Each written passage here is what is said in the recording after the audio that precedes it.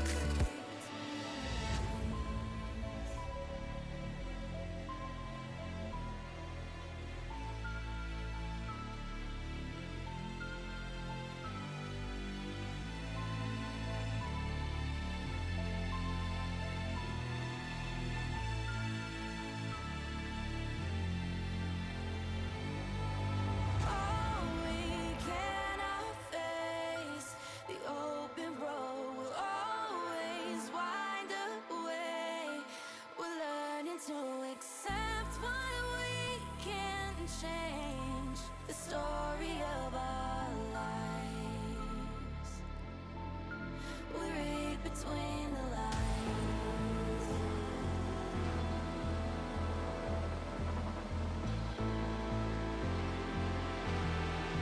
We read between the lines.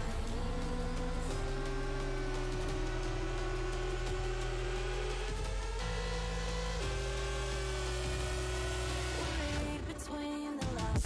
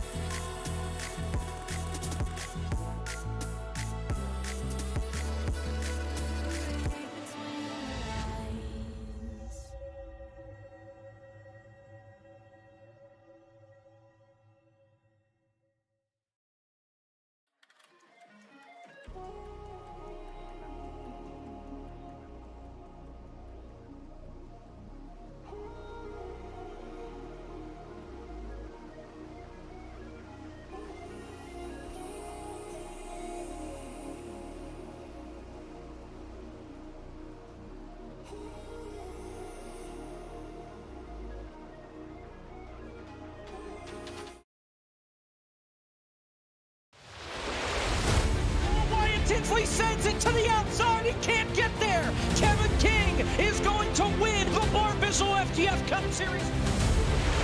Into the lead. Bud gets wrecked in front of the pack. He saves it.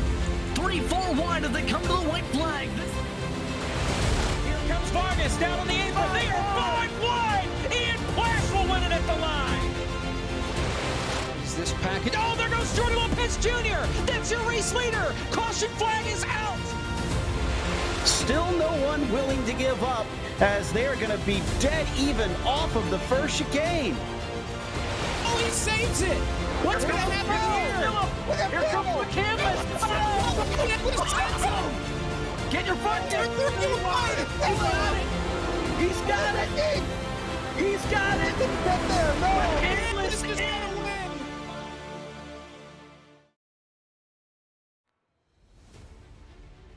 Well, folks, there's really no other way to put this. We're at Texas.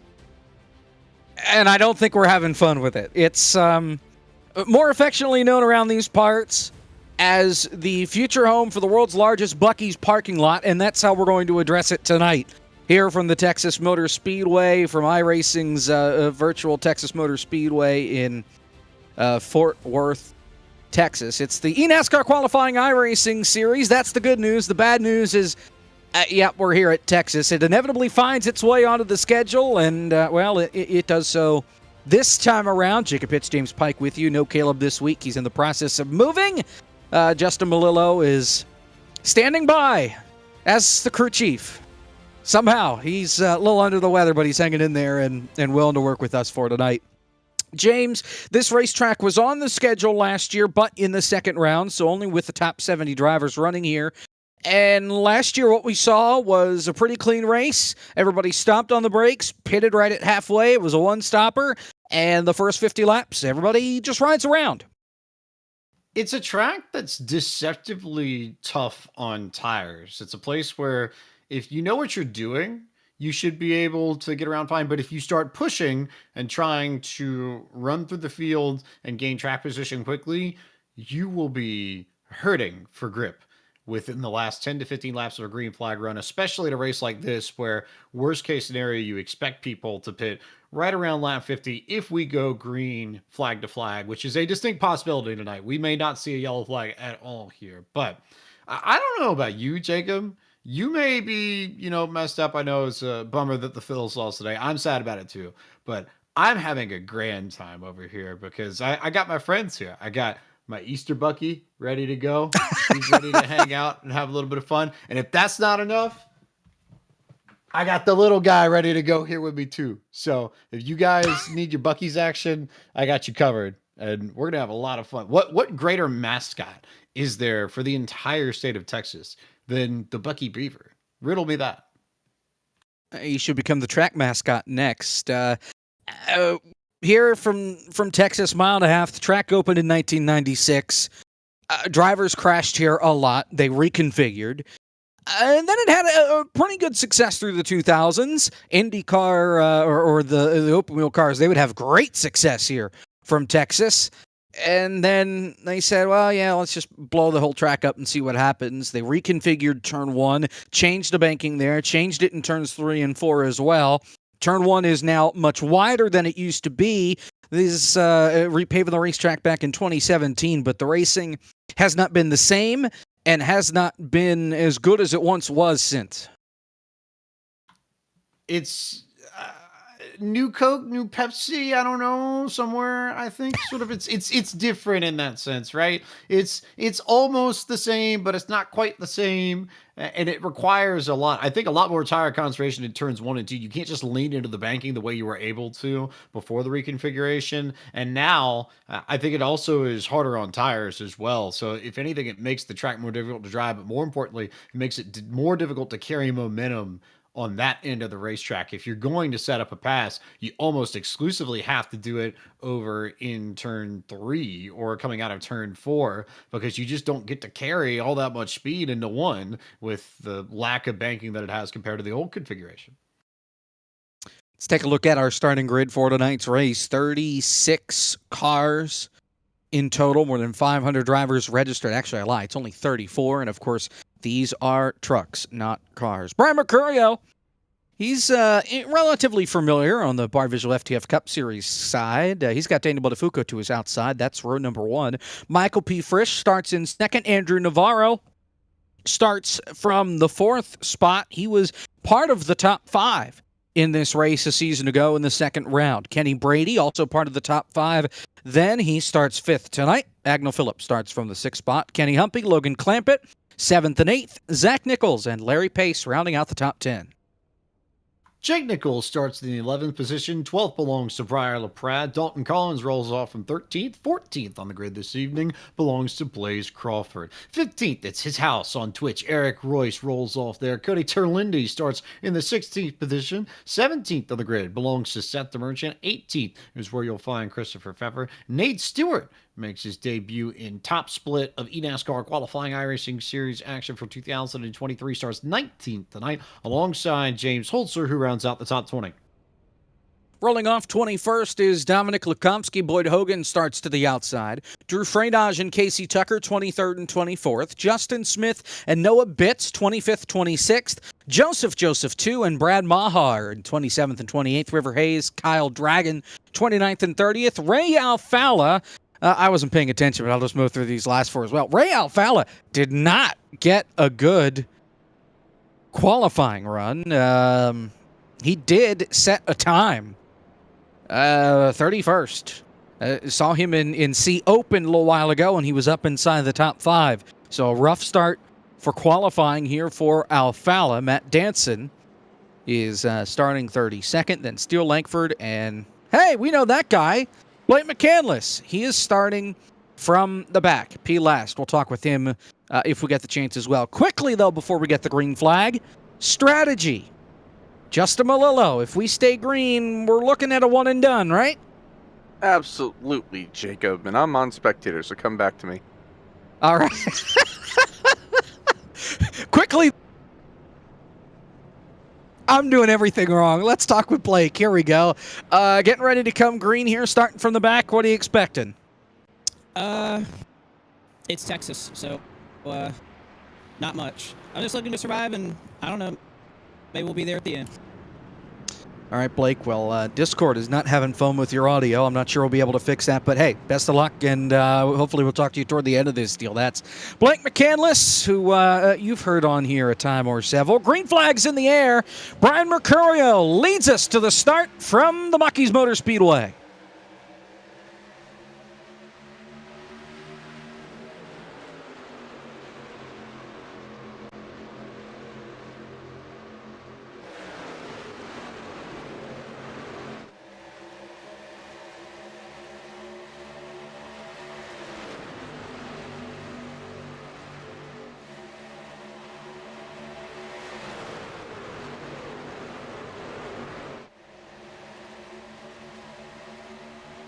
Brian Mercurio leads the opening lap.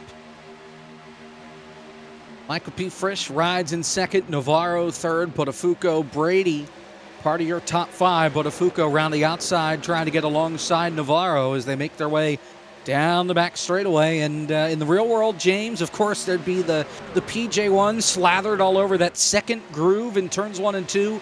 We don't have that here, so as a result, a lot of folks going to be riding the bottom. Finding grip on that inside in 1 and 2 in particular. That is the part of the racetrack right here where you have to nail your corner entry in order to be successful. You will find separation amongst this field based upon how well they get through that half of the racetrack, because as they come down towards this end, turn 3 here, down the end of the back straightaway, you are pretty much foot to the floor for the entire race, regardless of tire wear. But that's not the case over on the other side of the racetrack, so watch that side. That's where the comers and goers will make themselves evident throughout the course of the evening. 3 sets of tires in the pit lane for these drivers here. 100 laps up on the board. This is some 20 laps longer than C Open has been on the schedule, and it's about the same distance that they ran a year ago here. This field makes their way through 3 and 4. Single file all the way back to around Blaze Crawford and Zach Nichols. That's really the first side-by-side battle. That is 11th and 12th.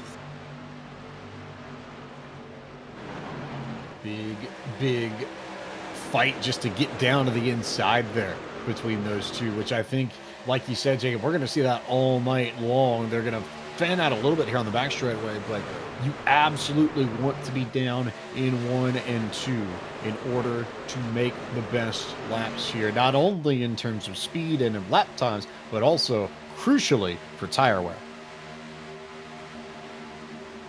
Mercurio continues to lead us around the racetrack.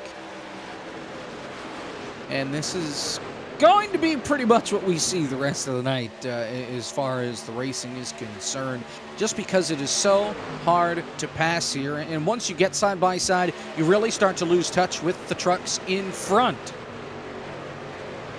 Battle here back right around the edge of the top 20. James Holzer is on the outside, Cody Terlindi down low, Boyd Hogan to the inside, Casey Tucker to the outside, running the Ty Majeski-esque scheme on his Ford F-150. But this is the best battle on track right now, all right around the 20th position. And, well, for the moment, the only battle on the racetrack, but there are a lot of trucks scattered back here trying to make their way toward the front. Amongst them, Seth the Merchant there, you see, leading this pack on the outside line. Your winner at Atlanta 2 weeks ago. He won here in the second round of the eNASCAR qualifying iRacing series. That took him all the way to the Contender Series, but could not make it past to the highest level, to the eNASCAR Coca-Cola iRacing series. So he's back here once again, and he's the point leader overall. He has been very, very strong throughout the first 3 races of the season, trying to make it the first 4. There was some contact up the road there where they did not know they were 3 wide. They found out eventually, though, but they keep it pointed in the right direction throughout the field.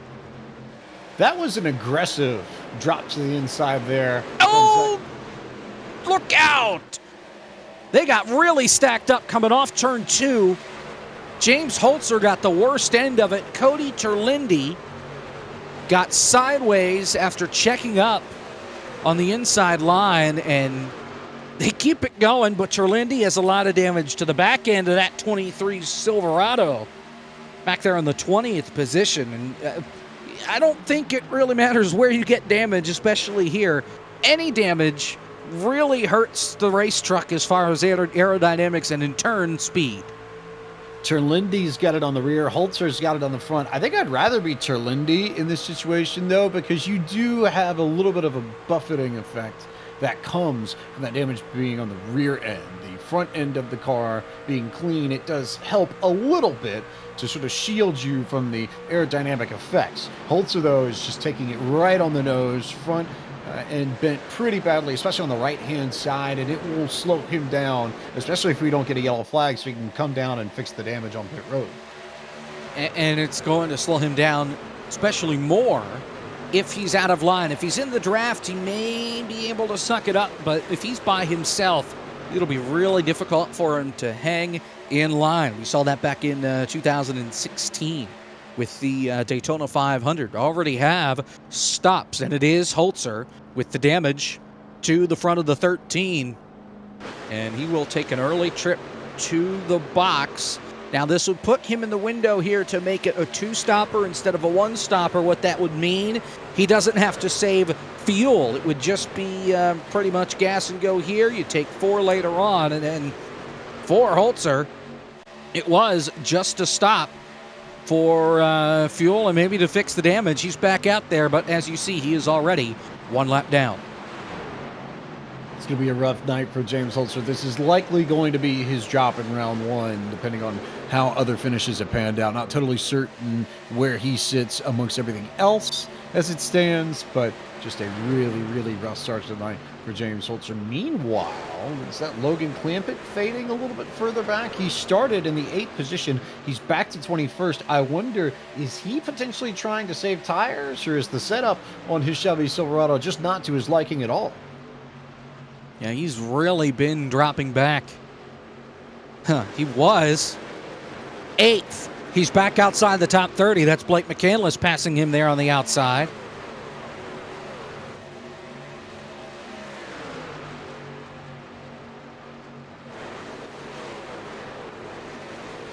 So rough go of it here for Logan Clampett, former Coke Series driver that's right now just trying to claw his way back up to the front. Nate Stewart side by side with River Hayes going to turn one. Two guys that we really haven't seen in the top split up to this point. Well, here they are now.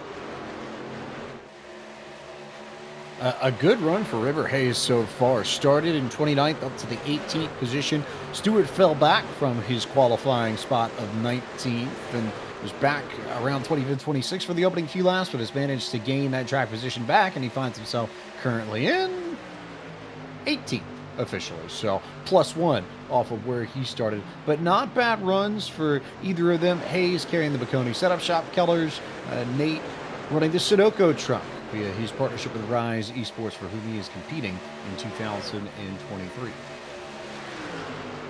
Trying to join some fast folk that are already driving the Sunoco colors up on the top step in the eNASCAR Coca-Cola iRacing Series. Right now, still side by side, just behind, that is Hayes up on the outside. He's got Drew Freinage to the inside.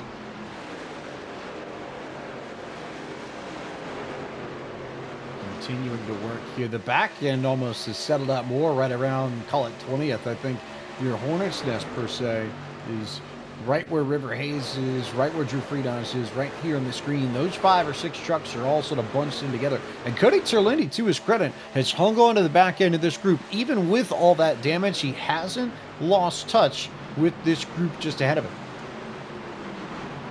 It's got to help him, even though he is a good ways back. Logan Clampett comes over the radio and says he is blowing up almost every lap. He's got the thing a little too hot. That's why we have seen him dropping back. He's blinking every lap as well, unless he's talking about his temps. But well,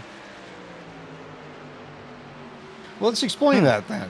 If whether or not there's an internet issue, we don't know. But if he is overheating and the engine is running a little bit warm, he likely put on too much tape on the front end of his truck to start with. So he's having to not only run in clean air, but also baby the throttle a little bit more than he would like to make sure that the engine doesn't blow up. And I wonder if he may be a driver that decides to make this a 2-stop race, if for no other reason, so that he can come down pit road and remove some tape so he can just run normal laps. Because right now, he can't do that. He's fallen all the way from just in the back end of the top 10 to the last truck on the lead lap in 33rd.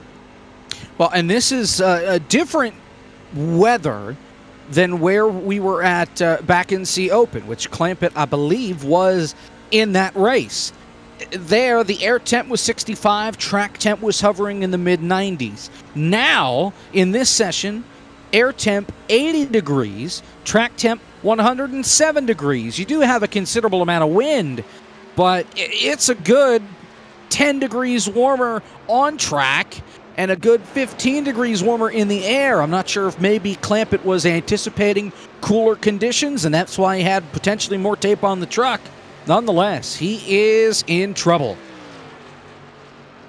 Could be a long, long night for Logan Clampett. Meanwhile, at the front of the field, Mercurio, Frisch, Navarro have separated just a hair from Botafuco, Brady, Phillip, and LaPrade, and then a gap to Nichols and Crawford, and then a good bunch starting with Zach Nichols for 11th. But it is just about single file, save for Dalton Collins, who currently looks to the outside of Larry Pace and Eric Royce. This is for 13th, 14th, and 15th on the racetrack, just a little bit further back here to the right-hand portion of your screen.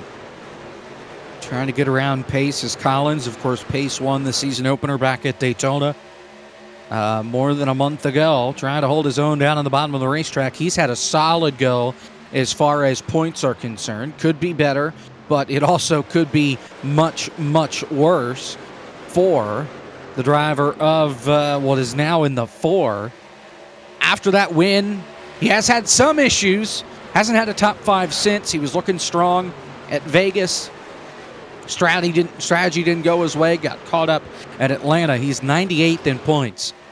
He's got a long way to go to try and catch that top 70, and he only has, after this, 4 more races to go. We're halfway there at the conclusion of this race in round number 1. Hard to believe that we only have 4 races to go, but this has flown by. Halfway in the first round, just to make sure we make that clear for everybody, that We will take a break after the round 1 finale at Charlotte. We will take the top 70 in points from that stretch on, and they will advance into round 2, where the top 70 will compete amongst each other in even snake splits throughout the rest of the qualifying series campaign towards the end of September. And at the end of it all, we'll take the top 20, and they will advance into the eNASCAR Contender iRacing Series with the drivers who finished 21st and lower in the Coke Series point standings for 2023. So, brief overview of how the system works. Meanwhile, a good battle here. Briar LaPrade and Agnell Phillips fighting for position out of turn 4. This will be for 6th and 7th on the racetrack. They will continue to duke it out. Still side by side back to turn number 1. Phillip there on the inside line. Up on the top is Kenny Humpy, and he'll roll that outside line. Try and get something to go. A quarter of the way through here from the world's largest Buc-ee's parking lot, and they've sorted it out here for the 7th position. Let's look a little bit further back, side by side. Christopher Peffer in there with Eric Royce. 3 wide off turn 4, and a stack up. Dominic Lakomsky almost makes contact with Nate Stewart and others. As Stewart got loose coming off turn 4, he had Lakomsky all over the back bumper of that Sunoco machine and got him squirreled up. Car on the wall. Just up in front, that was Royce that got kind of pushed up there by Pfeffer, but they sorted out. And a little anxiety toward the back of the field, but so far, so good. Battling for positions because I think they understand how much track position matters back there in particular, where everybody's just going to be sitting around and riding in a single file line for a good chunk of the next 30 laps or so, or rather 20 laps or so as we approach lap 30. But the stretch to pit stops here, everybody else is just going to be conserving tires as best they can, and whatever you have now, long story short, it'll be far more difficult to make passes for position in the back half of these green flag runs than it will be in the front half of the runs because your tires are older. So if you want to gain positions, it is better to try and gain them sooner rather than later at a place like Texas, because there's not really any other preferred groove to go in. And if your tires are so worn that you can't even run the outside, you're just sort of stuck. Freinage! Turned into the wall. Can he save it? Yes, he can. Everybody scatters to avoid. Freinage, a lot of damage to the right side of that Chevrolet Silverado. And Drew Freinage started in the 23rd spot, had worked his way up inside the top 20, and he gets the outside wall coming off corner number 2. And he was all by himself. Was in a battle for a moment there with Justin Smith, and Smith had the run, and we'll see if we can get a replay coming off turn 2. It almost just looks like a bad bump, almost like we're at a plate track here involving car 25. Yeah, Smith was trying to duck to the inside. He had the run, and he was trying to get underneath him, and you might get the chance to see it here in just a little bit, but Freinage gets the big bump down the middle of the backstretch as Smith tries to go from top to bottom. You'll see it here. He's carrying all that momentum running the high line. He'll duck to the inside, and he thought he was clear of Freinage, but in reality he wasn't, and managed to clip Freinage and turn him into the fence on the backstretch as he tried to go underneath him. So now Freinage has a significant amount of damage to the right-hand side of his car and the front, a little bit similar to what James Holzer has, but more along the side of the race car. So Freinage maybe in a little bit better shape, but obviously not an ideal place to be in to have damage this early in a race that traditionally does not see a lot of yellow flags.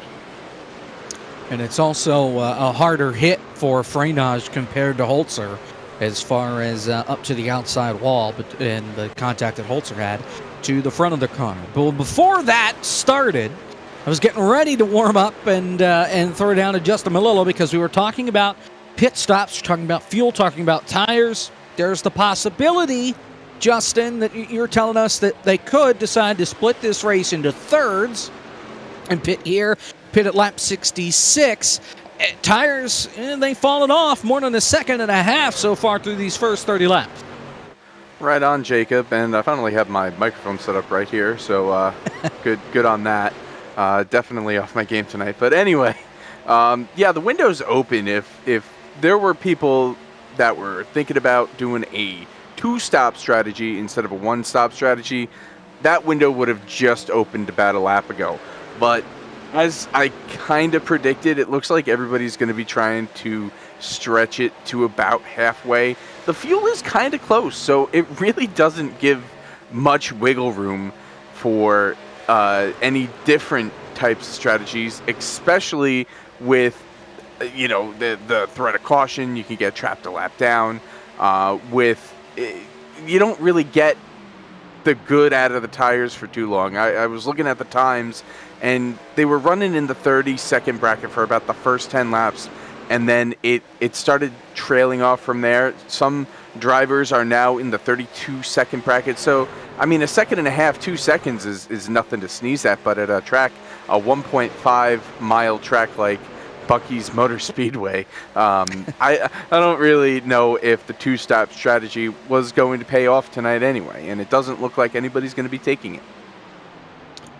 Does not look that way. 35 laps complete here in Texas. Mercurio has led them all. Navarro is second. Frisch is third. Kenny Brady, Daniel Botafuco rounding out the top 5. The top 5s in the 2 splits that we had. Here a season ago, it was the round ender in round 2 of the eNASCAR qualifying iRacing series. Seth DeMerchant, he's here. He's right now in the 10th spot. He started in the 17th spot, so he's picked up a couple of positions along the way. Joey Brown made it to Coke. Andrew Navarro, he made it to Contender. Obviously, right now he's in second. Didn't make it to Coke, though, so he's back running the Road to Pro ladder once more. Tyler Gary and Wyatt Tinsley round out the top 5. They both advanced to the Coke Series through Contender. You look at the other split, Parker White, he's in the Coke Series with Kadan Esports. Blaze Crawford, he is in this race. He runs right now P11. He's picked up 3 spots since the drop of the green flag. Tucker Minter, who made it through to Coke. Kenny Brady, now his story's a little bit different. Remember, he was inside the top 20 in points for Contender. Was not permitted by iRacing to move on through the ladder, so he's back once again trying to make his way through the qualifying iRacing series, and if he can, maybe make it to round 2, and then potentially the Contender series when it comes around late in the year. And Kevin King, who also made his way to the Coke Series, right now driving with Junior Motorsports in the 88. So the top 10, really, the top 5 from both splits, Pike, were pretty strong. If you're quick here at Texas, there's a good chance we'll be seeing you later on this year. You're right. You're right about that in a lot of ways here. This is, there's sort of a champions element. We talked a lot about it in the Coke Series broadcast on Tuesday night, how if you perform well at Richmond, it tends to be a good litmus test with regards to your championship chances. Texas, in a lot of ways, has that same sort of feel for this series and for Contender and Coke and what your fortunes may be. So you run well here, it usually bodes well in a lot of places. That it does. Right now, it's Brian Mercurio out in front. Navarro, Frisch, Brady, Botafuco, your top 5. We'll step aside, get our first break out of the way, hear from the world's largest Buc-ee's parking lot in Texas. We're back after this here on FTF.GG.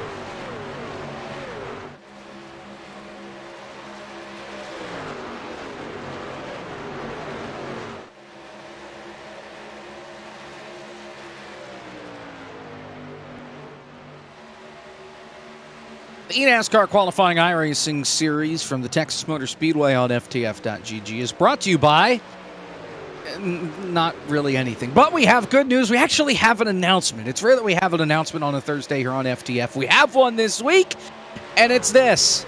FTF1 has been revived from the grave. You all thought it was dead after December 31st when we did the Rectangle 500. Not so fast. iRacing fixed or gave life to the IR01s. They are fantastic on the ovals. Sign-ups are open for the ModernRacePrince.com FTF1 series. It starts toward the end of April. The US 500 from Michigan International Speedway. Qualifying is Friday, April 21st, 9 p.m. Eastern. The race, Saturday, April 22nd, also at 9 p.m. You can see both of those here on FTF.gg. Again, registration's now open. Nate Stewart is way off the pace there. I think he got some contact or got loose there through 3 and 4. Nonetheless, it's a pretty lengthy schedule as far as the calendar, just a little, but similar to the open wheel series that we know here in the U.S., a lot of breaks in between. So quickly, if you can, kind of take us through what the schedule looks like. Surely, Jacob. And fun fact, did you know that FTF started as, well, didn't start, but our first league that we ever ran was an open wheel series all the way back in 2009. So our roots are deeply ingrained in having open wheel type series, and the IR01 with the oval package is very, very fun. We got some figuring out to do. Our schedule that we got for this season is a pretty fun one. We're starting out with the US 500. That's going to be a fun one for sure. We're going to go to Pocono. We're going to go to Phoenix. Go to Texas when it was good. We are going to have some road courses as well. Spas on the schedule. The 24 laps of Du Mans is on the schedule. There's a TBA road course. You should definitely stay tuned to find out what that's going to be. Is going to be on there. We got Chicagoland. Watkins Glen is on there. Not Chicagoland road course. Chicagoland Oval. Watkins Glen. Good one. Yes. Watkins Glen is on there. That's a road course, and we got a boot on it. So you'll love to see that. There's Auto Club. And oh, hey, there's this track. It's kind of rectangular. Trouble! Caution. Eric Royce and Justin Smith.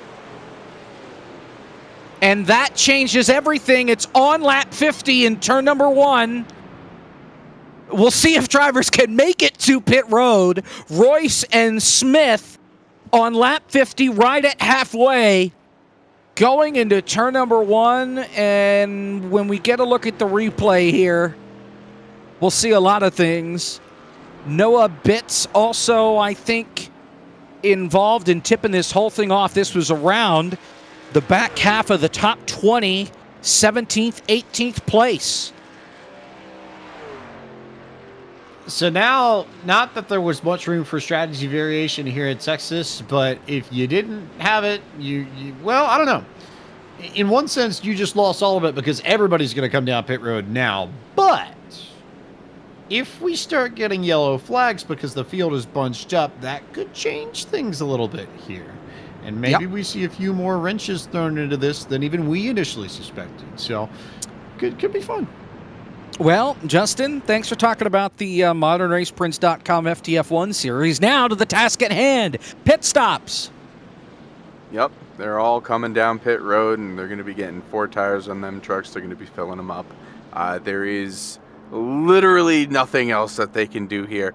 That could lead to having another 50 laps like we just had, guys. It could lead to some chaos. You never know. Watching this battle on pit road, though, everybody's in their boxes right now, and as expected, the 4 tires are going on them trucks. It looks like Brian Mercurio is going to win the race off pit road.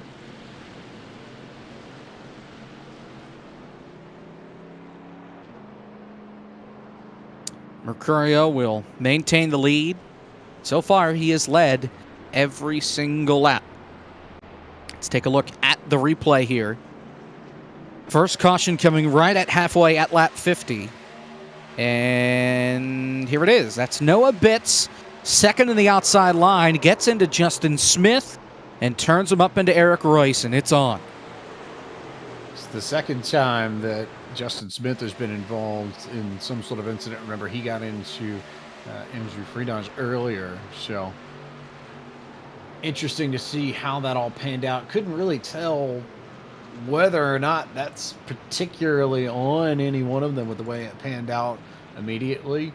Just looking at the there, almost looked like just byproducts of really hard racing and everybody trying to get as much track position as they could. So with the caution here, obviously this gives them a few more pace laps to save fuel. And I know the window's just shy of 50 laps as far as what they can normally run on a tank of gas, Justin, but obviously we're going to do another lap before we get one to green, so we'll have 2 total laps under pacing. You save a little bit here, you're good to the end, right? Oh, absolutely. I don't think anybody has fuel saving on their minds for the rest of this race, unless we get into some overtime racing, but even then, I think they'll be coming in, putting on 4 fresh tires near the end of the race again. And you know what? Also, they do got to look out for that new auto fuel feature. It's great if you're driving a road car, but not so great in the NASCAR side, guys. I have heard some folks that have had some bad luck with auto fuel and how all that works out. While we're under this caution flag, let's talk with the driver in position number 20. That being Blake McCandless, back there still in the thick of things, P20. So the first stint is done. You get basically a stage caution here halfway through. Are we going to see more of the same for the next 40-some laps, or are things going to get exciting toward the front and toward the mid-pack? I think you're going to see the front guys kind of take care of each other. Again, it's road to pro, so you're not exactly racing for wins. You're just racing to get good points, and a top 5, top 10 will certainly do that. I think 15th on back, it's going to get pretty crazy here. Everybody who kind of has a good piece is kind of move forward. Everybody who hasn't has kind of fallen to the back. There's a couple of trucks with damage, but yeah, I think we're going to be pretty we're going to be pretty congested up here. So yeah, I'd say if you got the cameras pointed to the 15th or 20th, because I think it's about to get pretty insane with guys blocking on the backstretch and whatnot. There you have it. That's Blake McCandless, our in-race reporter. Thanks for your time, Blake. Thank you. All right, so we'll send him on his way. The reason he's so far back, by the way, he did not set a lap in qualifying. He started P34, the only guy not to set a lap in qualifying. By the way, talking about blocking and trying to prep for tonight, I popped into a C-fixed race earlier on this afternoon. Top 2 going down the back straightaway. Second place tries to dive it in to turn number 3. The leader turns across second place, Snows, spins out. They're both mad. Under caution, I'm sitting here writing things down, and I look up. The guy that wrecked, that was the leader, under caution, comes up and turns the guy that turned him. I have a feeling some folks are going to be enjoying a vacation from the sim for the next little while. Brian Mercurio leads us back to the restart. We're going to have 46 to go here from Bucky's Motor Speedway, the back in 1. How quickly do they settle into single file racing, and then how long do they go before everybody gets strung out? And how aggressive will the drivers, especially right around where Blake talked about 15th and 20th, how nuts are they going to go? Big block up there just towards the front of the field. I think that might have been Agnell Phillip trying to hold off Seth the Merchant, but plenty of action, especially from about 13th on back, Christopher Pfeffer and Dominic Lukomsky side by side. Right where Blake predicted the chaos would be, and there it is, right in front of him. Lukomsky leading the inside, the outside being led by that purple machine, Christopher Pfeffer. Trouble in the back, caution's out. Single truck, Cody Terlindi goes for a slide. And he did have some contact going into turn number 1. Matt Denson, it sounds like. The guy that yeah. No guessing. Contact. Beef. Under caution. Settle down, guys. It's top split in the eNASCAR qualifying iRacing series. Relax. Is this the part where I go ding, ding, ding? Hey, Moon Car is back tonight, 11 o'clock Eastern. This is true. We're getting a little preview of it right now. Now, Terlindi already had damage from a checkup earlier in the race on the back end, and Danson just drives it in there a little too deep and gets into the left rear of that 23 and turns that Chevy Silverado around. I think that's the risk you take when you try and get underneath someone, especially going into turn one. We've talked about it over and over again. That corner brings all the issues with this place and makes you think, because you do have to lift a little bit, and it's so wide that the room to go down there is available, but whether or not it's the right thing to do, and or maybe more importantly the smart thing to do, that ends up being a different debate altogether, because you've got so many different lines that people can take within the corner. And Terlindi, I don't think, expected Danson to be down there at all, and Danson, I think, expected Terlindi to give him room as a presumably faster truck, and neither of them were on the same page, and now they both have damage. Under our second caution while we're here, let's take a look at the points. This is with the drop through the first three races, so really 2 races being counted for everybody so far. Seth DeMerchant leads the points. Brian LaPrade is second. Both of them have gone to victory lane so far this season. LaPrade at Vegas, DeMerchant at Atlanta 2 weeks ago. Botafuco is third. Frisch is fourth. Agnell Phillip is fifth. Then Logan Helton, Kenny Brady, Kyle Peddle, Matt Kemp, Drew Freinage, your top 10. Remember, your top 70 in points. You'll see the rest of the points scroll across. The top 70, move on. 71st on back, you're going to be out of luck. Couple familiar names there on that second page. Same thing on the third. Got River Hayes in there, Ray Alfala. We haven't heard much from Ray tonight. The 10 car in the session. He currently sits position 20th. You see Alex Kolnick's there. He is the cutoff spot by 3 points over Wesley Parker. A couple of guys in this split that are behind there, though. Look, Dalton Collins is there. Timmy Pacioli, he's always fast. Garrett Conrath as well. So a lot of familiar names back here, and this is pretty far deep in the weeds. Kenny Humpy you see in there. Tommy Gossett, another name in this session. Larry Pace as well there. You see 97th. He has had a rough go of it after winning at Daytona. We are doubled up and just over a half a lap away from getting back under the green flag. Here from Texas, upcoming on FTF. The Bar Vigils FTF Cup Series heads to Richmond for the second annual Justin Melillo. That is Saturday, April 1st. April Fools, of course. From 9 o'clock p.m. Eastern. I'll be here with somebody for that. Autobahn is back Monday, 9:15 p.m. Eastern on April 3rd. From Road Atlanta, it's the season finale. Joe Peak, Michael John, and Bill Zahn will take you the way there. SimCar returns a week from tonight, 8:30 from Le Mans. And then a busy weekend next weekend. Obviously, it's Easter on Sunday, but Saturday in the afternoon, 5 o'clock Eastern, is the Elliott Sadler Esports 200 in the Gen 4s at Texas, the good one, Legacy, and then we all get to suffer. Bristol Dirt in the Bar Visual FTF Cup Series that night, 9 o'clock Eastern. Yeah. Brian Mercurio, though, he takes us back to the green flag. Andrew Navarro did not get a good launch up on the outside of the racetrack. 41 laps to go. The field's back in turn one. He did not get a good launch, but he got enough of a launch to be able to settle in front of Michael P. Frisch and return to that second position. First battle then belongs to Briar LaPrade and Kenny Humpy. That's for fourth. Big move down to the inside. I think that's Kenny Brady, who tried to duck underneath some of the traffic ahead of him, try and gain a few more spots as most of the fast trucks immediately head down to the bottom lane. Brady slides back into the top 5. By the way, an update on Cody Terlindi. He has parked the truck. He is done for the night. Here comes Brian LaPrade to the inside of Michael P. Frisch side by side.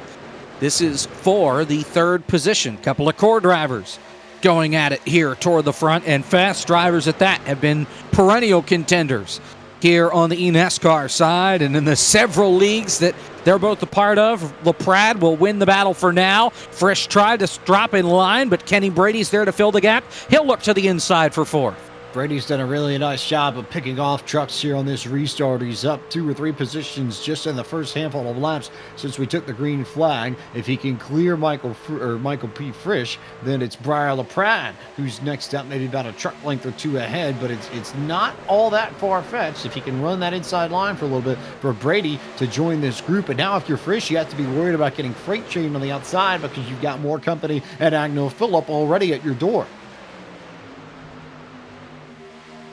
Frisch just going to continue to fall backward. And like I mentioned at the top of the show, you get stuck side by side, you are going to fall back. Meanwhile, for second, LaPrade under pressure with Navarro, but Navarro gets the advantage. He pulls away toward the back bumper of Mercurio. That settles down. Here comes DeMerchant to the outside, a little further back. Around the Blaze Crawford machine, Kenny Humpy. Nope, that's Agno Phillip right in front of him. Lots of good battles there. Oh, contact, I think, for the lead between Navarro and Mercurio.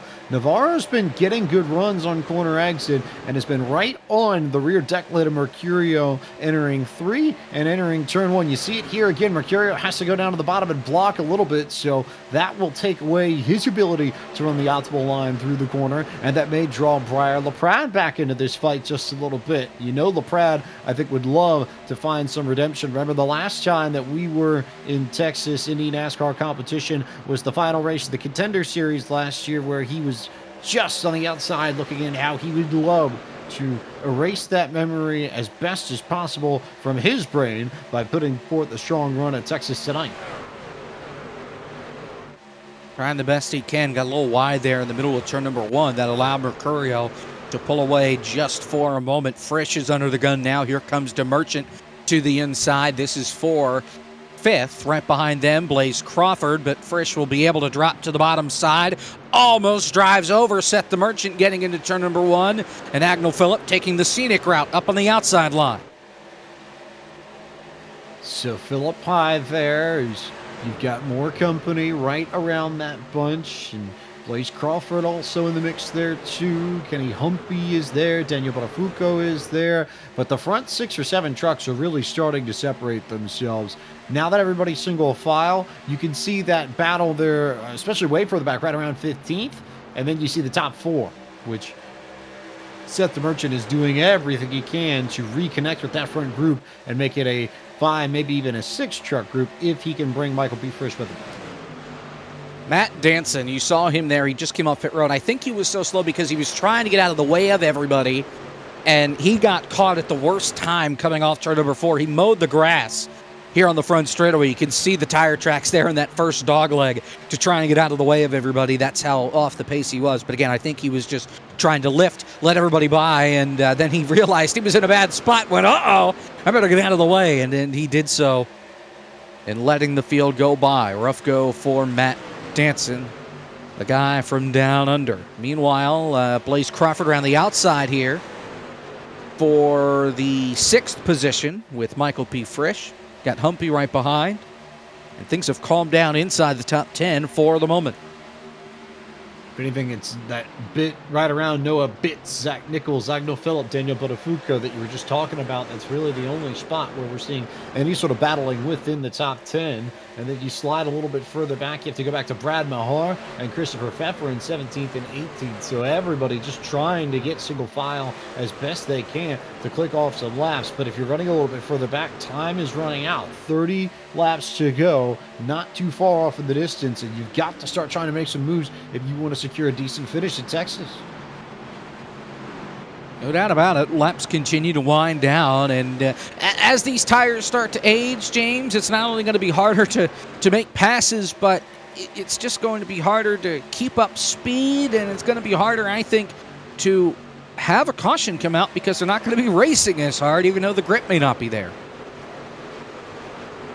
The more they get spaced out, the more likely we are going green to the finish, and that is bad news for everybody further back in the field. It's great if you're Mercurio or Navarro or even Briar LaPrat, who now has a nose to the inside of Navarro and may be able to draw even with him down the back straightaway. He's just got to hang there on the quarter panel. Big blocks there for Navarro. That was really close, and he may get very squirrely, or it may be LaPrat who ends up paying the price because LaPrat... Trouble, turn 3! One truck around to the outside wall. It's Brett Maher. Game 3 changer. wide. Yeah, 3 wide at the last second does not work. And they found out the hard way back there. This was inside the top 20. Larry Pace, Christopher Pfeffer involved. And there you see the block up front. It's behind them. Here comes Pfeffer. Gets blocked by Pace. They're 3 wide, and only 2 of them knew it. Tough break for the guy with the highest I rating that has made an attempt. He's been number 1 every week. No, that's a fair point. Pfeffer was down there to the inside legitimately on pace, and Mahar had absolutely no idea that Pfeffer was already down there. He, I think, pretty clearly thought that they were too wide. So there's not much that Pace can do and not much that Mahar can do. A racing incident, if ever there were one. How does this change pit strategy, though? That, I think, is the big question, because everybody is coming down pit road, Justin Malillo. Everybody is coming in. They're going to be getting some fresh tires. Whether it's 2 or 4, though, I would question if anybody in the back is going to try some freaky deaky strategy here. Right now, I see the right sides are going up on our leader, Brian Mercurio. Right sides are going up on Buttafuoco behind him. We're going to see if the left sides are going to go up. Yes, they are on Brian. The left sides are not up, for everybody. but not for everybody. Here comes Briar. He doesn't beat him out. It's going to be Brian who's still going to win the race off pit road, but we did have some take 2, and they have gained some spots. Blake McCandless, Kyle Dragon. They're the only 2 that took 2 tires. And it's a bold strategy, I think, from both of them. Now, you know McCandless, he's not out here for points. He's out here to try and win. I'm not surprised that he has made the move. Kyle Dragon, a little surprised he made the move. James, I think it's just a little too early to go for a 2-tire stop. We've got, we'll have 25 to go when we get the restart here. So if you try and pit now and take 2 tires, you're going to sink through the field. If you do it late, maybe with 10 to go, and then everybody comes onto pit road, then you decide to take 2, that could be a race-winning call. But you take 2 now, you're in trouble.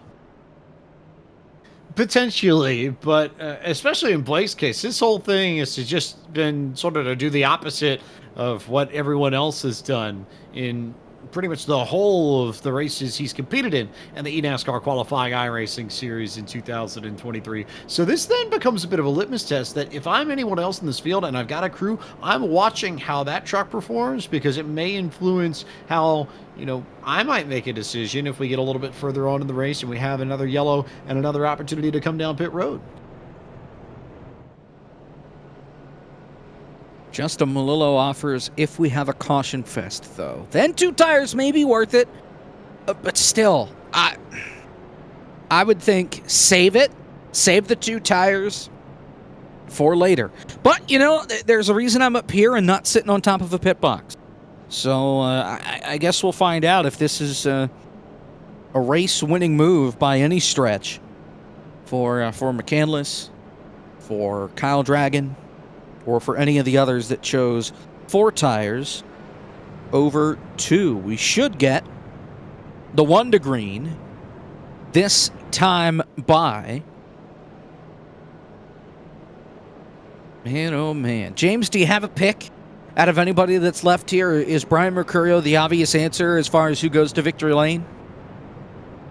The better question is, do I have a pick or do I have a pick? Pick, not a pig. No. I said pick twice.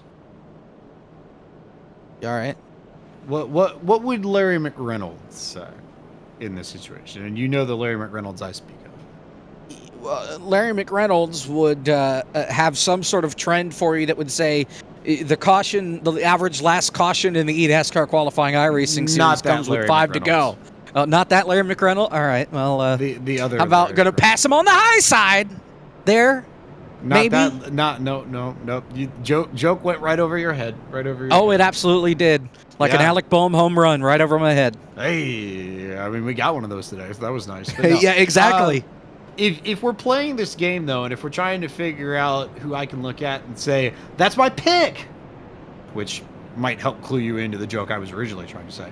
Wow. Mercurio has been quick, but Navarro's been aggressive with the bumper when he can be, and I wouldn't necessarily trust Mercurio to get far away enough to where he'd be immune from some chrome horn action in the event that Navarro is there when the laps wind down. And then Briar LaPrad's also there too, so I'm not convinced. I'm glad we had these yellows because it makes this race much less linear and gives us a lot more possibilities in terms of the way this thing can finish. That it does. We'll see how things shake out. 25 to go on the restart.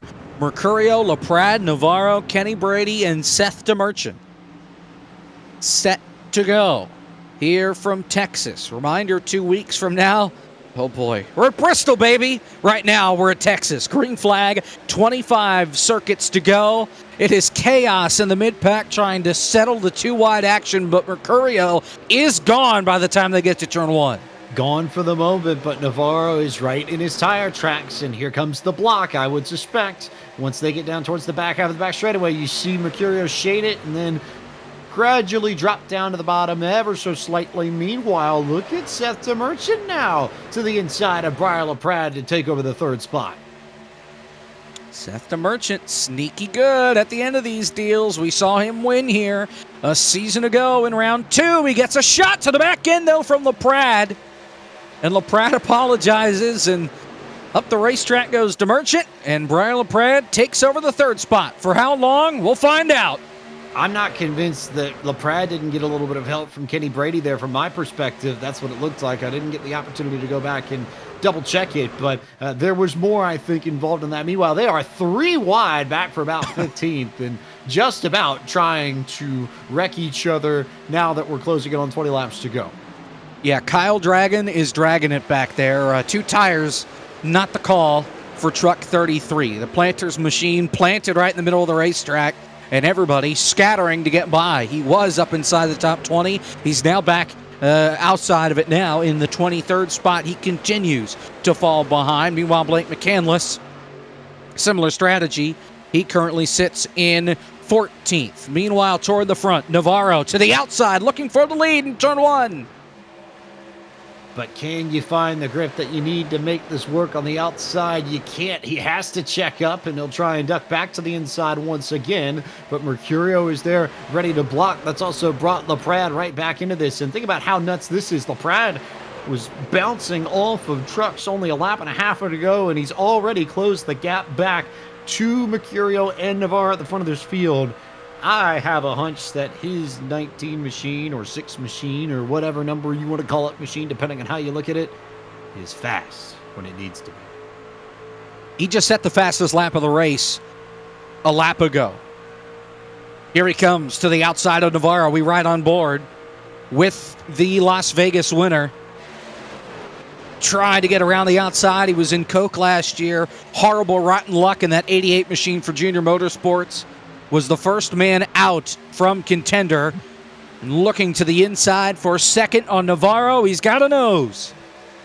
He did what he needed to. He opened the door up down low and managed to find a way to draw even with Navarro on the inside line. And if he can hang on to it here for another half lap or more, he may be able to get Navarro for P2. And then it's all about trying to chase down Brian Mercurio, who has controlled this race from the front just about since the drop of the green flag to begin tonight's race. But will Mercurio be the person to control it at the end, given these drivers making late charges to the front? Mercurio has led every lap up the hill. LaPrade side by side with Navarro, still side by side, but that got shaky coming off the corner. LaPrade on the bottom, Navarro up top, DeMerchant in line, Patient in fourth. They're single file the rest of the way back to Daniel Botafuco, who's side by side with Zach Nichols. But LaPrade on the bottom, Mercurio giving him a little bit of a draft down on the bottom, trying to keep them side by side and allow that 9 to scoot away. That's what Mercurio wants. He's trying as best he can to help out. But here we go. Crossover now from Navarro. LaPrade will go all the way to the bottom into the apron and then some to block. And will Navarro give him a shot on corner entry? Not quite. So Briar LaPrade in control of second for the moment. Big old block there from Briar LaPrade. Thought we were going to see a Carl Edwards moment from Homestead, but we do not. Larry Pace, he is off the pace right now, back outside the top 30, and he had to check up for some folks in front of him. That's why he lost so much time. Down the back straightaway, one truck just scrapes the wall, a little smoke from it, but we keep on racing. We're getting racier at the front. Blaze Crawford around the outside with Kenny Brady on the bottom. This is for fifth.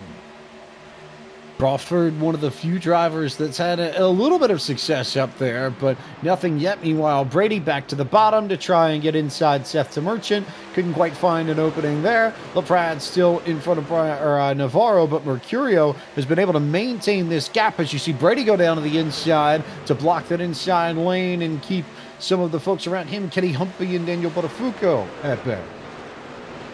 Keeps Humpy behind, but he'll go to the outside and try and pass him the same way Crawford did. Trouble. Larry Pace has crashed hard. Once again, they checked up in front of him. He checked up the guy behind, Brad Mahar. No regard for human life, and Pace takes a hard hit to the outside safer barrier. His race effectively is done. Watch the carnage in front of car number 4, truck number 4. You won't see it from this angle other than him getting obliterated. He had to check up for the contact in front. You didn't see it from that angle. And as a result, Mahar doesn't get off the gas in time. And I don't think there's payback here. Oh, Netcode gets freinage. And that's what set that whole thing off. And then Mahar just drives it on in there, and there goes Pace. Possible payback, maybe, or it's, well, you didn't lift for me, so I'm not lifting for you. Nonetheless, Larry Pace had the win at Daytona. It's been rough going since. There's a strong possibility that even that win might not be enough to keep him in the top 70 in points when we get to the end of round 2. I think there's a valid case to be made now, and it certainly won't be made any easier now that Pace is going to be out of the back of this field, and I believe he already has a DNF from earlier in the season, so this one will count towards his point total. It is just about worst case scenario for Larry Pace here. Meanwhile, Brian Mercurio has begun to really stretch it out on Briar LaPrade. He's clear by almost 0.4 of a second, and Navarro and DeMerchant are right on the rear deck lid of LaPrade, ready to get that second spot back and maybe make a charge of their own 3 wide a little bit further back between Ray Alfalla, Zach Nichols, and Noah Bitts. Oh, man, it is calamity back here. That's Nichols on the bottom. Alfalla was in the middle. Bitts is there as well. Alfalla has clawed his way up to 11th after starting in the 31st position. Did not have a good qualifying run. And here he is now on the doorstep of the top 10. I'm sure he would love to get a top 10 here from Texas. That would help his effort so much to get back in to the second round of the Road to Pro ladder, the eNASCAR qualifying iRacing series. By the way, Pace coming in 97th in points. So this race, he's going to finish well outside. Cody Terlindy's already parked, so Pace will finish 33rd. Tough break for the 4. LaPrade is a half second back on the lead. Side by side, two different battles rather. DeMerchant and Navarro for third. That one's a done deal. Brady and Humpy. That one's a done deal here off 2. Well, you said DeMerchant and Navarro was a done deal, and then Navarro had second thoughts about that, decided to wheel it off of turn 2. Great run on the outside there. Meanwhile, Humpy gets loose underneath Brady, so that will settle the battle for 5th for the time being, as they have to work around the lap traffic on Matt Danson. But Brady now to 5th, Humpy back to 6th, and Blaze Crawford and Michael P. Frisch left to fight for 7th and 8th. That got sketchy, but they're able to sort it out as Danson continues just to rim ride and stay out of harm's way. The battle for 3rd continues. DeMerchant on the bottom, Navarro on top. Brady is there as well, up on the outside. Big run for Navarro down the backstretch, but they sort it out almost clear, and he is off turn 4, just barely. Oh, that was tight. He held his line to his credit. He didn't necessarily pull down in front of DeMerchant, but it was really tight. Meanwhile, Kenny Brady immediately to the inside to try and get around DeMerchant, and he may bring Kenny Humphrey with him. It's the Kenny and Kenny show down on the inside line as DeMerchant tries to hang on for dear life up top. I saw the rear end of his truck slide, I think a little bit more than he would like at this stage, so grip may be going away on DeMerchant's machine as Brady and Humphrey try to work together to both reach the top 5. And oh, by the way, we're inside 10 laps to go. 7 more laps from the future home of the world's largest Buc-ee's parking lot. Brian Mercurio out in front by half a second. Brian LaPrade trying to reel him in. He's 4/10ths back, and Mercurio has led every single lap, and I think he's planning on leading these final 6.5. He has by far been the star of the show here in the Lone Star State. The only thing stopping him now is a yellow, which I'm not ruling out of the equation, given how many have popped up over the course of this race, especially in the second half. But it would take a monumental run from Brian LaPrade. He would need to pick up essentially a 10th a lap on Mercurio in order just to get to his rear bumper. And then there's that classic adage that would come into play. Catching someone is one thing, but passing them entirely different. Well, don't rule out a late race caution could bring us to eNASCAR overtime. You cannot rule it out, especially in this series. We have seen it happen before. 5 laps to go. Barney the Flagman high fives the field as it drives by here from Texas.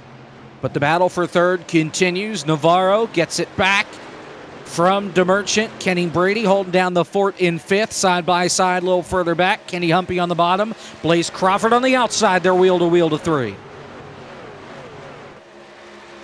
A really, really good battle here. Frisch is in this, Alfala is in this, but Afuco is in this as well. This is pretty much to figure out who finishes where amongst the top 10. And don't forget, Noah Bitson, Agnel Phillip also right on the tail end of this fight. So we could see some shuffling of positions in the back half of the top 10 to end this up as Mercurio and LaPrade have jumped away from everybody else. Those two are just about clear to first and second, barring the unexpected. It's this group from third on that will be the battle to watch as we come towards the checkered flag.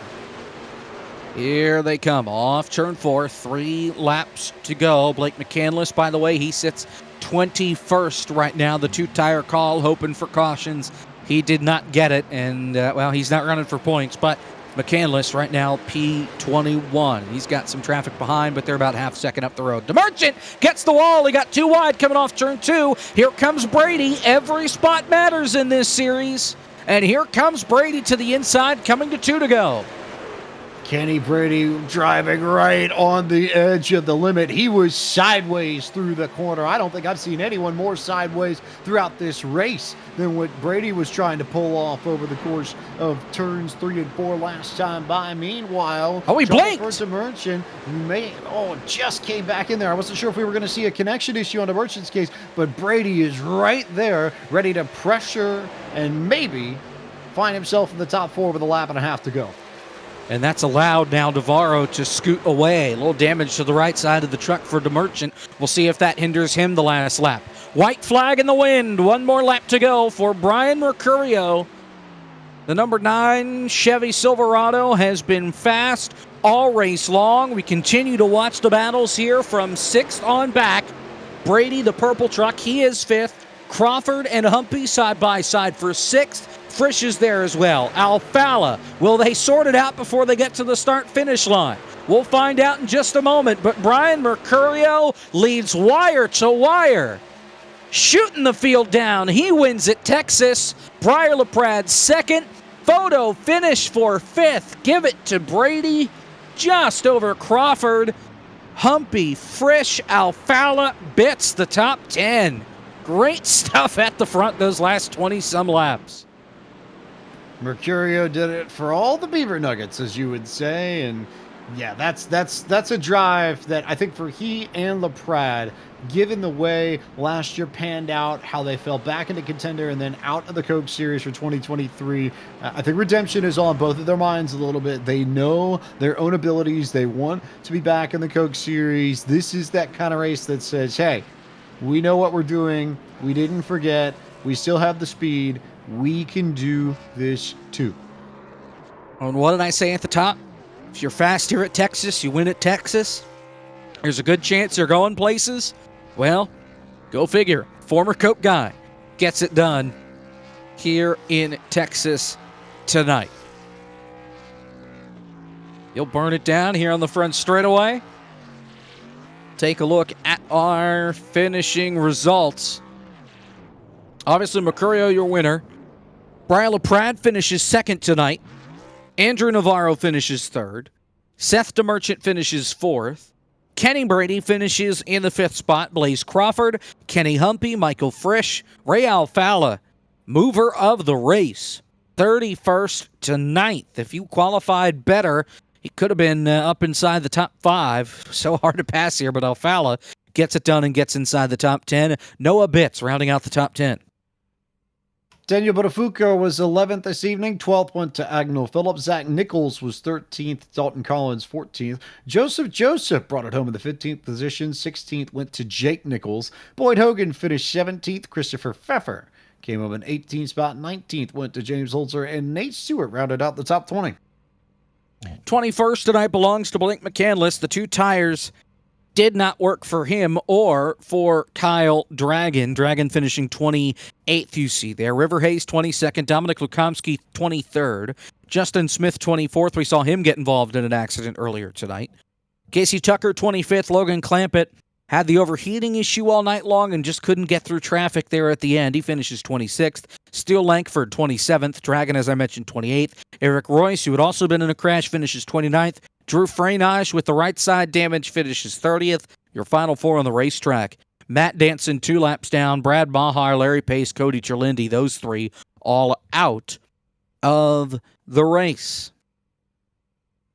Let's talk with our race winner for the first time this season. And Brian, you've been to the top step before in the eNASCAR Coca-Cola iRacing series. Didn't make it through to this year, so got to do it the hard way. Well, there's no better way to increase your chances of moving on at least to round number 2 with the win in round 1. Take us through the night, because you were out there early and often out in front.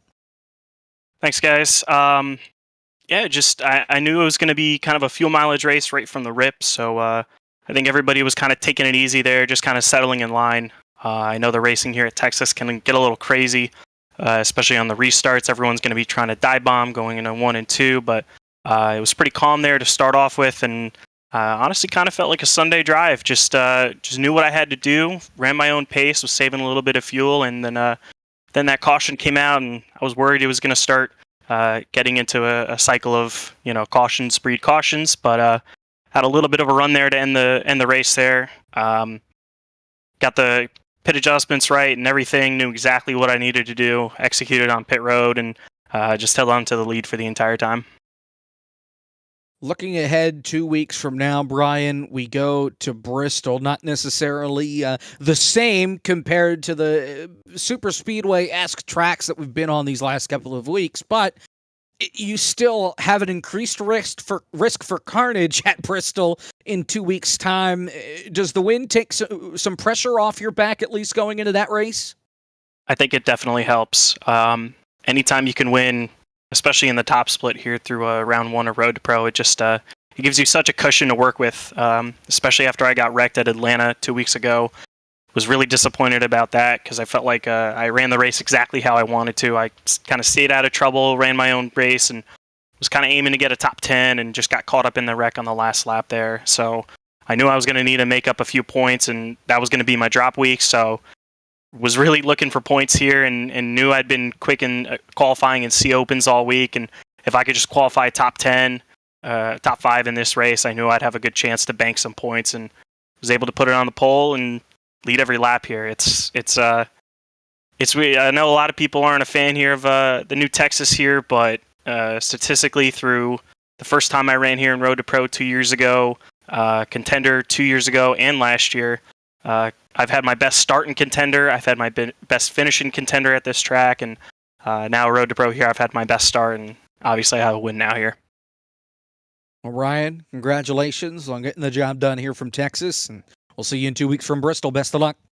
just real quick, I just want to give a shout out to all of the guys over at Legacy Esports for the amount of work that they've been putting in the past couple weeks, both on the Coke side of things and on the Road to Pro side of things.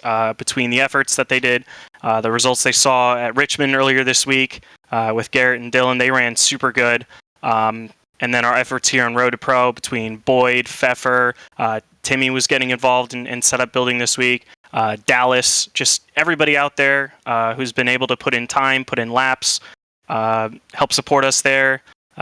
Really, I feel like we got a lot of momentum going over at Legacy, and after switching over from the low line that I was with for almost 2.5 years and joining these guys in the summer of last year, they took me in with open arms and finished out the Coke season, and unfortunately didn't get back in for this year, but knew they would have some rocket ships here in Road to Pro, and they've done a hell of a job so far. So I got to give a ton of credit for them. They really care about this, and we're building some momentum. So thank you to Green Mountain Grills, Reaper Speed Lab, TPD, Timmy Designs, all the sponsors that I've had on my car this week, everybody who partners up with Legacy Esports and everything. They've been super supportive, and hopefully I'll be talking to you guys more this season. That's Brian Mercurio picking up the race win tonight from Texas. We'll talk with our second place finisher, Brian LaPrade. He's become a frequent visitor of the broadcast booth, and we'll talk with him with James.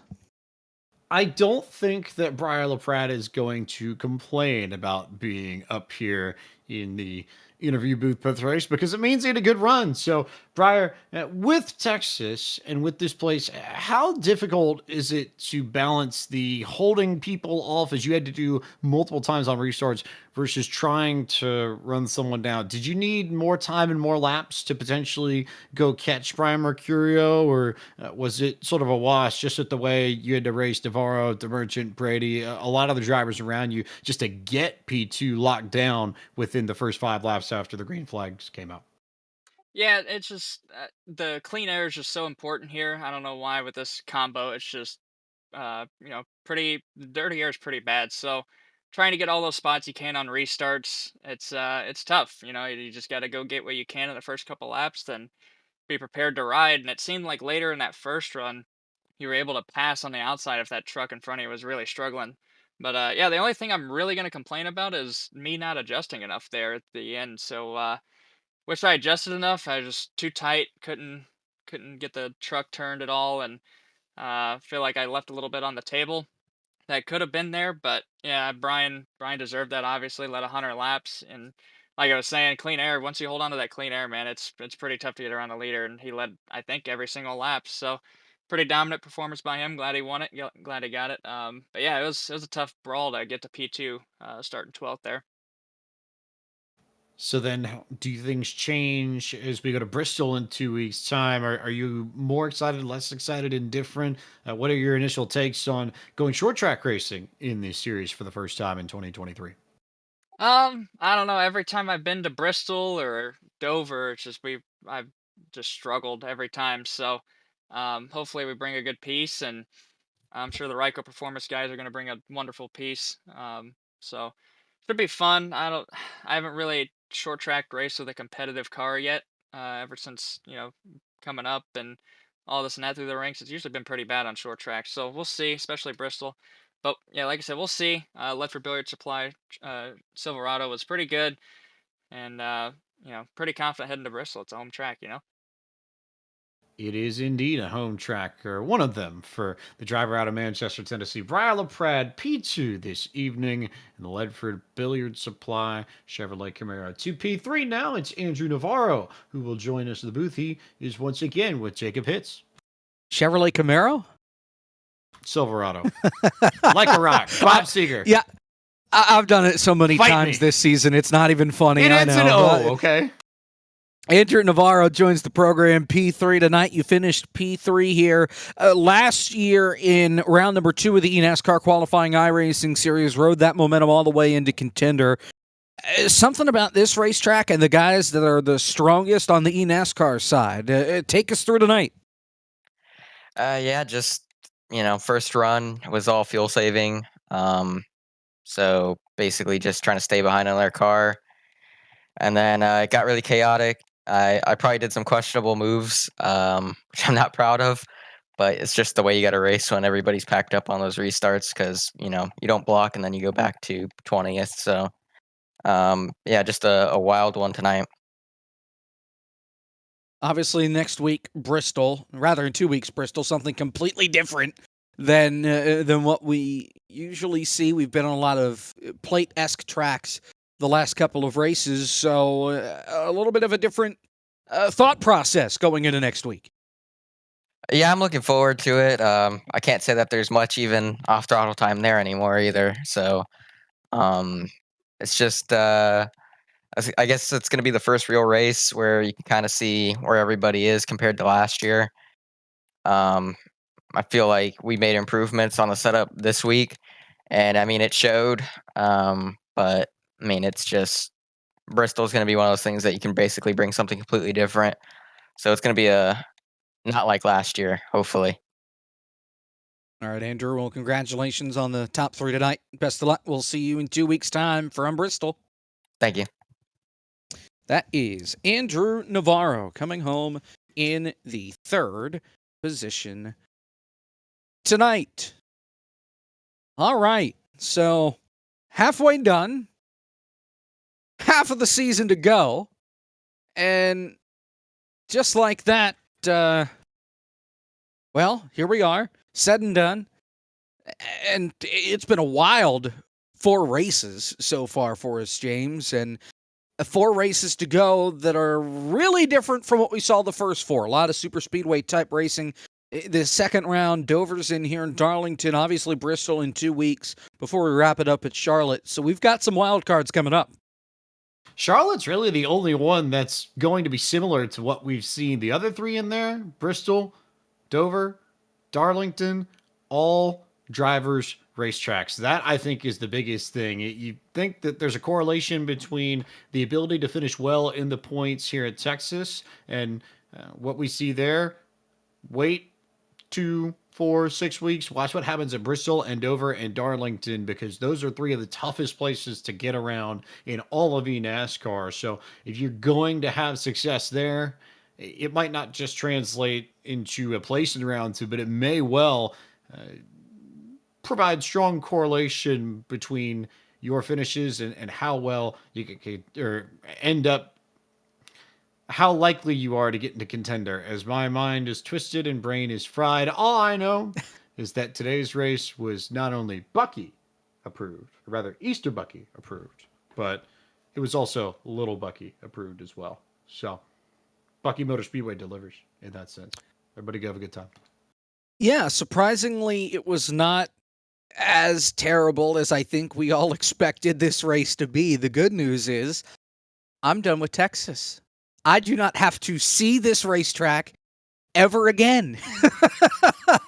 FTF is done with it. We're done with it here. It is over. Happy days are here again. I cannot wait for Bristol in 2 weeks' time. It should be a lot of fun. There's a lot to happen between then and now. Of course, the Bar Visual FTF Cup Series, they are at Richmond on Saturday for the 2nd annual Justin Melillo. Winstel, I think they're at Texas. Let me cheat here and look at my notes while we're on Says camera. that he's done with Texas. Well, hey, Then has to double I have check. nothing to do with Winstel going to Texas. That is Justin Prince and Derek Watson. That is their prerogative, dealing with Texas in a couple of weeks. Winstel has the next 2 Sundays off. In the meantime, hey, don't forget signups are open for the ModernRacePrince.com FTF1 series. That begins toward the end of April. Qualifying is April 21st at 9 o'clock. That's a Friday. The race the next night at 9 p.m. You'll see that and a whole lot more right here on FTF.gg. For our producer, Zach Johnson, iRacing's crew chief, Justin Melillo. For James Pike, I'm Jacob Pitts. Thank you so much for watching. Brian Mercurio, your winner at Texas. We'll see you in 2 weeks from Bristol, baby.